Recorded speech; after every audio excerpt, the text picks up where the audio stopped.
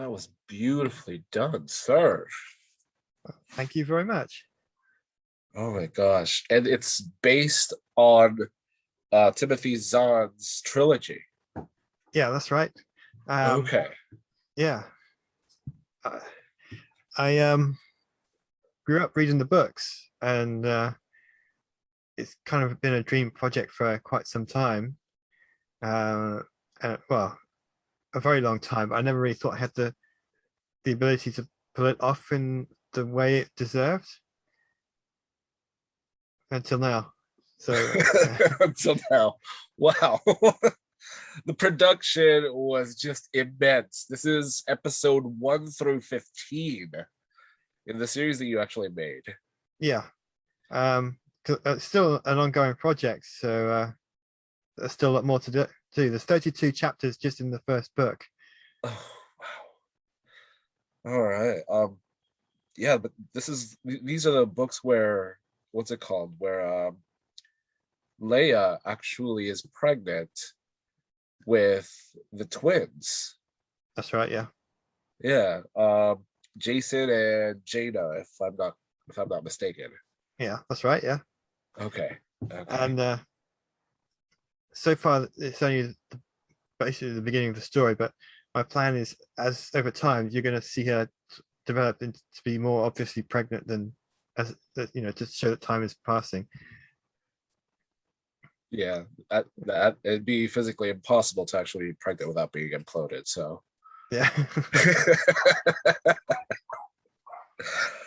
um, which was really interesting that you actually had a pregnancy consultant in the credits. Yeah. So obviously, I've never been a pregnant woman before. So I asked a friend of mine who was recently pregnant if she could give me some advice on how to walk and carry herself. And sort of the action sequences, what would be realistic for a pregnant woman to, how would she sort of take cover and that kind of thing. And she was very happy to help me out with some of the details there. And so I thought I'd better put her in the credits, and I thought pregnancy consultant is a good title for her. Brilliant, brilliant. Um, I'm a bit confused over Han Solo using the lightsaber though. Um, I haven't really read the books Okay. myself. Not indeed. Like I've actually just heard a lot of discussion amongst other Lucas fans, and please explain that part. Um, Basically, he wanted to sabotage the other ship, and because it's the same model as the Millennium Falcon, he would know exactly where the weakest points were to do it. Um, so he Leia gave him her lightsaber. Even though he's not a Jedi, he can still press the button to turn it on. And he probably wouldn't be very good in a lightsaber duel against a Sith Lord or anything like that. But just to slice into something, he's going to be more than capable of doing that. And so he uses that to cut to the weak point of this other ship. Um, it's this coolant line, and the book kind of explains it better than the video does, because there's some things in the book that it's really hard to translate the text into a visual medium, but Yeah. it cuts through this coolant and it kind of sends out this huge smoke into the air, which is a distress call for Rogue Squadron nearby. It also floods the ship inside with all this toxic gas, so it kind of kills all the attackers inside. Um, but yeah, I mean, he doesn't need to be a force. He doesn't need to be a fully trained Jedi just to do that one little move. And I thought the book kind of describes the ship kind of lifting up in the air. So I had a lot of fun having him being thrown back by the force from that, and sort of the little dirt comes flying up. Yeah, yeah. Um, let's see.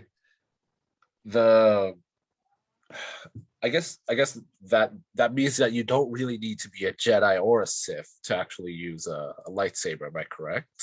Yeah, that's right.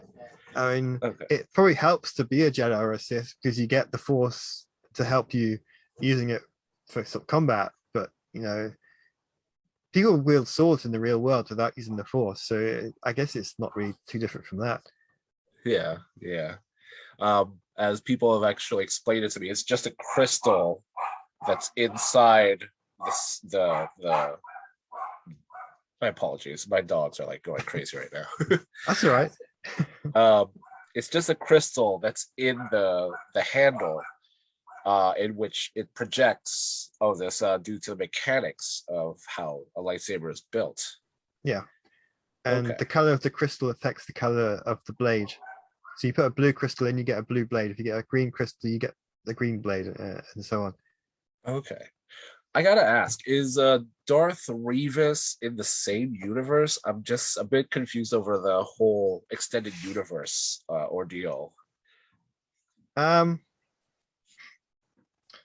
so there aren't really any Sith Lords in the Empire, but the whole expanded universe was interconnected. A couple of times it did contradict each other because there was so much content that it's impossible to make sure that some things don't contradict each other. But the Yeah. general idea of it was that all these stories were all along one timeline. So this is 5 years after the Return of the Jedi, but some of it went on. So there were books and comics about the movie characters going on to about 30 years, and they did some comics about 100 years in the future. But they also did comics and video games that set thousands of years before any of the films. And so there's just this huge timeline of different eras of Star Wars that Okay. so when there's thousands of years between the stories, they don't really interconnect that much, but they might reference each other occasionally, or a planet that's in one story might appear in a different one. But yeah, The reason why I ask is because of the lightsaber, because Revis is like, he's part of some storylines where like they do the harvesting of these crystals. yeah, And I think Disney just kind of created a gray Jedi and just played with that, and we no longer have Jason or Jaina, and that is like the saddest thing ever. yeah. I grew up with those characters because when I was a teenager, I was reading the teenage books of their adventures, and it was nice to have that to relate to. So I do miss the characters, but I understand why Disney did it because there are already all these stories that have been written, and what are they going to do? They're going to take the books and make films out of them, but people are already going to know what happens. So I can Yes. see why they said it. I might have done something different if I was running it myself. I might have said, well, we're going to still continue releasing the books. We're just going to make it clear that they're not related to the new stuff, the new films. But they didn't ask me what I would have done. So that's the direction they chose. Well, this is lovely that you've actually made what was considered canon before into an animated series here. What programs were you using to animate?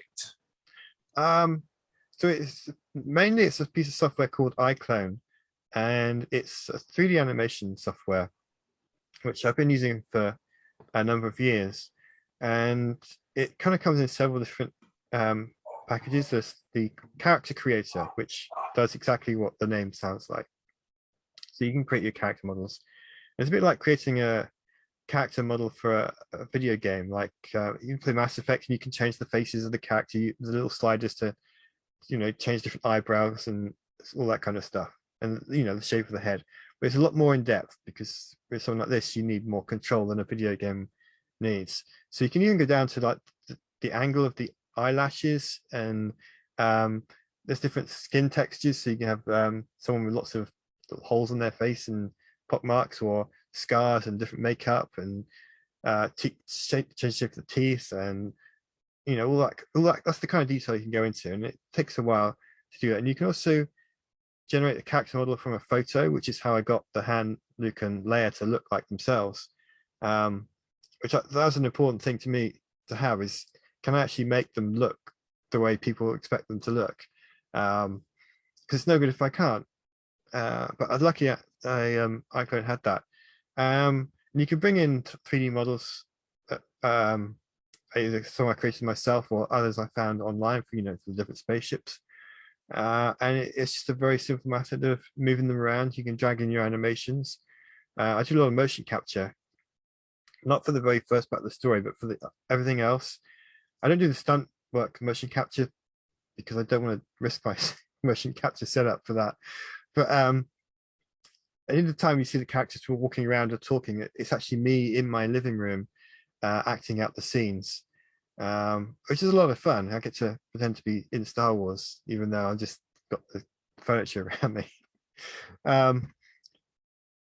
So what I'll do is I'll get the dialogue from the voice actors, I'll edit it together, play that on my phone, so I can listen to it and perform the scene. Then I'll bring that recorded animation into iClone, and it's just a matter of dragging it onto the character, and then the character will move exactly the way that I performed. So iClone is very good at making it pretty easy to do things like that.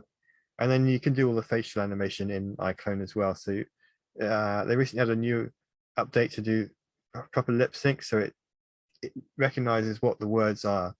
And if he's saying something like the word Jedi, it doesn't have that, but you can program it in so that next time the word Jedi comes up, it knows how to move the lips. Somebody actually mentioned the Tauntaun in the Empire. I think we were like in the middle of a conversation when they actually mentioned that.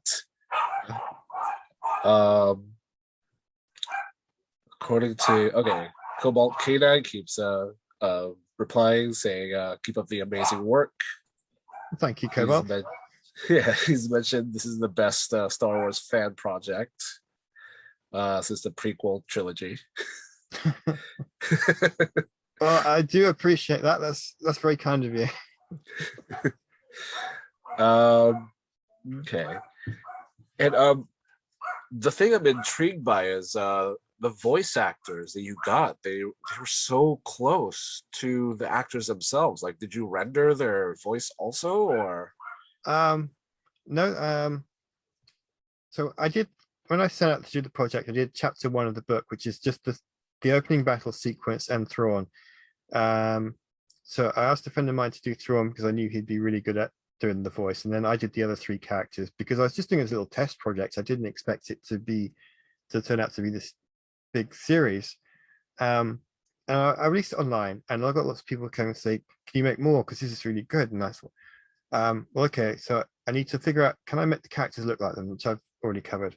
But then the other important thing was, can I get them to sound like the actors? Because if I can't do that either, that's not going to work. So I came across this guy named Matt Finish, and he does impression videos on his YouTube channel. And he had 2 videos, one of the original trilogy characters and one of the prequels. So I listened to both of them, and he does every single character voice you could imagine perfectly.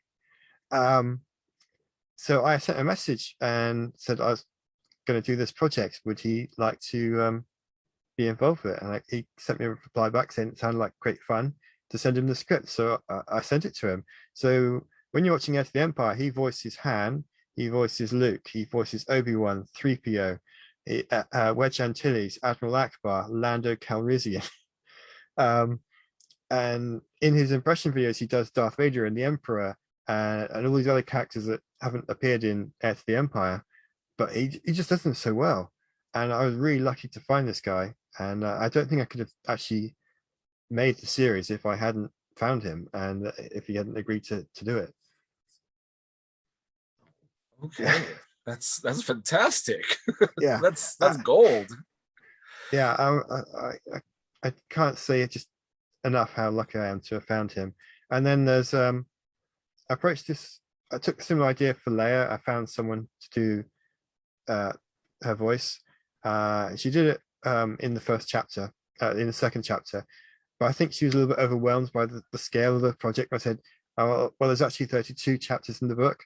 So she kind of backed away. And then I found Erin, who is an excellent Leia, and she sent me all the dialogue for Leia for the book. So I'm set for her now. And again, I was very lucky to find her. It's lovely. It's perfect. When pursuing the rest of the project, since everyone was so encouraging, what were like the hardest things you actually had to deal with? Like, were there any hiccups along the way? Like just throughout the production, Um, well, I think the I think the hardest problem to overcome was the finding the voices and getting the characters to look right, because you can't have the series without them. Once I had them, there have been some other issues. Like sometimes I would animate a scene that was a little bit too ambitious for iClone to handle. Um, some of the battle sequence or some of the big crowd scenes, my computer really struggled with that. There was a scene sort of in the middle where Admiral Thrawn and Pelion and Sabayoth were talking in his meditation chamber. That sequence took 36 hours to render. Normally iClone's faster than that, but for some reason, something about that particular scene made it take so long. My computer is pretty much useless when it's rendering like at that kind of scale, so I couldn't do anything else for a day and a half. I had to do it twice because there were some problems that I spotted. So, um, and that was in the middle of lockdown last year, so it's not like I could go out and do something else. I had to stay at home, so I was very bored for that day and a half. But it was worth it for the end result. I'm very happy with the way it turned out. It's just not what I expected.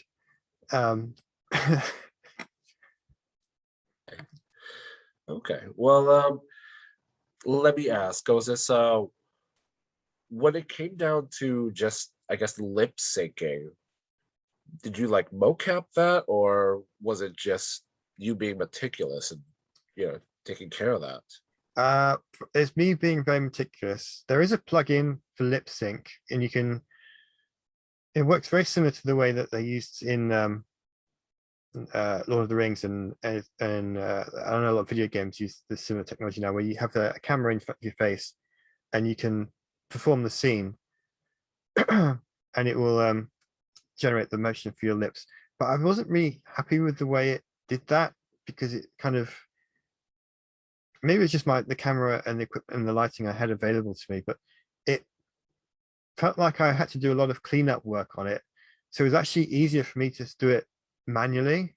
And luckily, iClone has this little feature where it's got two features for the lip sync, which you basically just load in your dialogue and it will automatically do the lip sync. And which, for most of the projects, it would do a rough job of it, and then you could go in and then you could manually fix it and make it feel more natural. And then there's the actual facial animation as well, which is making the eyebrows or move or whatever else. So I go through and do that.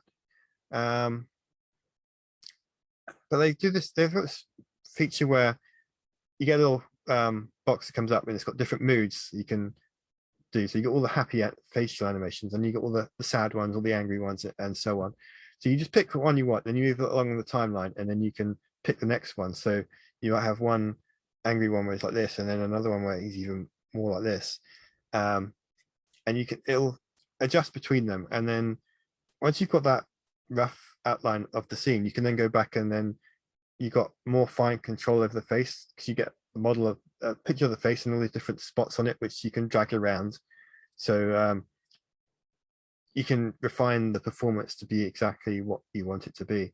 And then there's a third option in it with these slider bars, which has even more options, which I don't always go into that. It depends on how expressive the characters are in that particular scene, if I need to go into that kind of depth. But it's a very powerful tool, but it's also very easy to pick up. You just kind of have to play around with it a bit to get the idea of how it works. Once you actually have that, it doesn't take well, it takes a little while, but it doesn't take days or weeks. You can go through a scene in an hour or two, which is really nice. Fantastic. Excuse me. Which was your favorite episode to actually work on? Oh, I think episode 9, chapter 9 was my favorite one so far, with the big battle sequence. Um, I just really enjoyed doing that whole action sequence, because a lot of it before had just been talking, because that's part of the story. So it's nice to get into a really complex action sequence. And in the book, it's just a page. And I thought, well, this is Star Wars. I need to elaborate on it, because the book just covered it from the perspective of Thrawn and preparing on the bridge. They're talking to each other, and there's a brief description of what's happening outside, but you don't really get to explore it. So I read it through it very carefully, and I thought it through about how is this actually going to work. And so I did this whole sort of elaborate action sequence as well, because I thought this is it. Star Wars needs action like this, and I understand why it's not in the book, because that's just the way the story works. But I thought, well, this is the perfect opportunity to expand on that and to play around with it and have a lot of fun creating this. And I did, and I'm really looking forward to some of the future battles that are in the book. There's one that's a kind of a dogfight that's going to appear in chapter 16, so I'm nearly at that point. And at the end of the book, there's a huge, really big battle, kind of on the scale of the Battle of Endor, which that's going to be a lot of fun to animate. It's going to take me a while to do it, and it'll take me a while to get to it, but I'm really excited for that to do it, because it's just going to be so much fun. And I've got planned it out already, so I know how it's going to look, and yeah, I'm excited for it. Okay, we have interesting. I guess I think he was just trying to add to it. Cobalt K9 003. I went ahead and actually mentioned after number 1, the Thrawn trilogy. Are you considering to continue with number 2, the Jedi Academy trilogy? And then, that's a lot of books for me to work on. I'm just going to focus on this one book first, and then I would like to do the rest of the trilogy, but I realize it's a lot of work for me to do, so I'm trying to keep it manageable in my head. So I'm just going to do one book at a time. I hope that other animators and filmmakers are inspired to pick up some of the other books and take them on, because I'd like to see what they can do. I've seen that there's a guy that's got the he's doing a cartoon animation of the Dark Empire comics, and he's done 2 videos for that so far, and they've been really good. It's a very different style of animation from what I'm doing, but it's nice to see someone's animating them. And I want to see more of that. I don't want to be the only one doing it. I'd like to, because if it's just me, I'm probably going to spend the rest of my life, and I still wouldn't get through all the books. I'll be an old man, barely able to see the screen, trying to animate whatever book it is. So yeah, anyone else watching this who's an animator thinking about picking up a Star Wars film book, please do, because I want to see it. Beautiful. Yeah, we have, there's like endless amounts of fan film for Star Wars out there, so that would be very likely, I'm sure. Yeah, I'm sure. Let's see. When you actually got started in the whole process of, this whole animation, how was this? What was your educational background, or like where did you learn how to improve your work? As far as the animation goes, I'm all self-taught.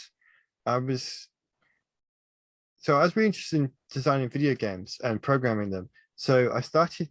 I went to university to study programming, and then a week or 2 into that, I realized I was actually more interested in animation. So I chose the wrong time.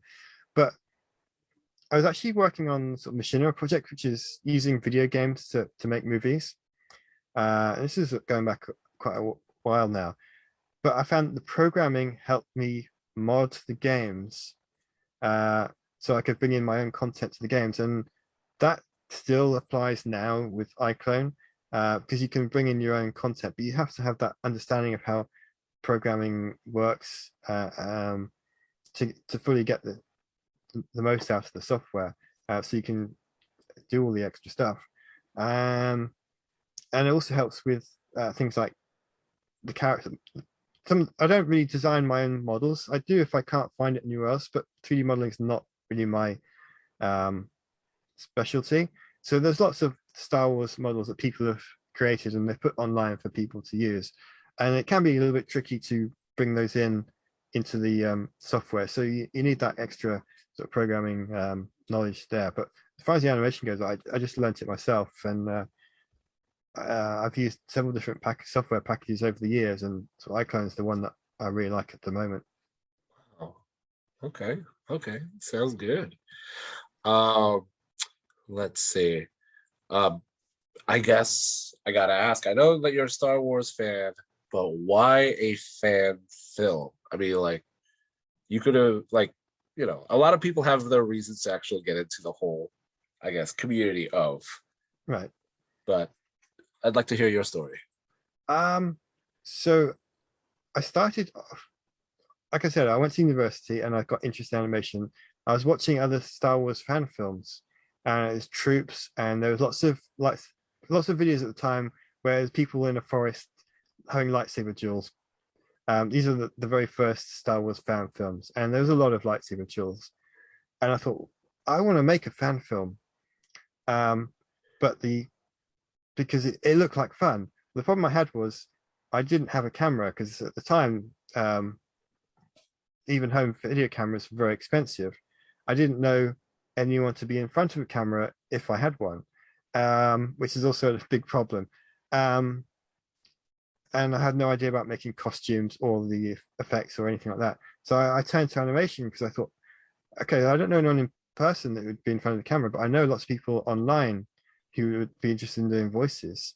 So I animated this Star Wars fan film as my first project, which no one's ever going to see now because it's really, really terrible. um, and I had a great time with that. And then I did a Buffy, because I was really into Buffy the Vampire Slayer as well. So I did a series about that, and I did some more Star Wars stuff. And Okay. that really taught me everything I needed to know about filmmaking and the 180 rule and how to edit and use the software, all that kind of stuff. So I went and then moved on to doing my own original projects for quite some time. Okay. And I finished this sort of original sci-fi series, and I got thinking, I want to improve my ability to do space scenes. Um, so that's basically how I came back to Heir to the Empire, was because I thought, well, the first chapter of the book is a space battle, and there's some character scenes in it which I can animate very easily, but it's the space stuff I really wanted to focus on. So I thought this would be a great test project for me to um, just play around with while I'm thinking about what my next original idea is going to be. Um, so I I did it and I posted it online, and then the feedback was so overwhelming that I thought, well, maybe I should continue this and come back to my original stuff in the future. Um, so that's basically how I got back into the fan films, and I was completely overwhelmed by the response and that I had then and have continued to receive since then. And I do feel like I've succeeded, not necessarily in that first chapter, but since then, I'm really happy with the space footage I can put out now. I feel like it looks almost like the original trilogy style, uh, with the models and everything. I know it is CGI what I'm doing, but it has a very similar kind of look to it with all the lighting, and the ships look like they're kind of plasticky, which is the look I wanted Yeah. that you had from those old films, because I really like that look. Yeah. Also, Cobalt says the show feels very similar to the games Star Wars Jedi Outcast and Jedi Academy. I spent a lot of time playing those two games. I can't tell you how many hours. Uh, it's awesome. It's awesome. For those that are aspiring to be animators at your caliber, what encouraging words can you actually give them? Words of wisdom. Um, I would say pick an idea, no matter how ambitious it is, and go for it. If you're not sure how to do it, just start with a small part of it, and then you'll learn, and then over time you figure out the more complex aspects of it. But don't feel like if you want to take on something like Heir to the Empire, yes, it's a long book and it's an ambitious project, but it's a good way to learn, and it will teach you everything you need to know as you're going on. Don't think about the whole project in one go. Just focus on one small bit at a time. And as you do that, you'll learn more, and then you can move on to the next bit, and then the next bit, and so on. And eventually, you'll have done the whole thing, and it will have taught you a lot, and you can show off this project that you've put together, and yeah, just do that. And take the time to learn and put in the detail, because that's also worth doing. It brings the scenes to life. If you put in the bits of smoke and background characters, like in the marketplace, Yeah. in the Empire, the background details are important, and it doesn't take a lot of time to do that, because you can use the depth of field so that you don't see them too clearly because they're blurry, but the audience can see this stuff happening in the background. You don't have to spend a lot of time making sure it looks perfect, because if you blur it out a little bit, it doesn't need to be perfect, but it needs to be there just to bring your world to life, whatever project it is you're working on. Fantastic, fantastic. Before we end this afternoon program, does anyone have any quick questions before we close? Okay. Well, thank you so much, Damien. This was such a treat. And I hope you can join us for the award ceremony tomorrow at 3 p.m. I'll be there. Looking forward to it. Fantastic. Well, thank you so much and have a good night, everyone. Thank you.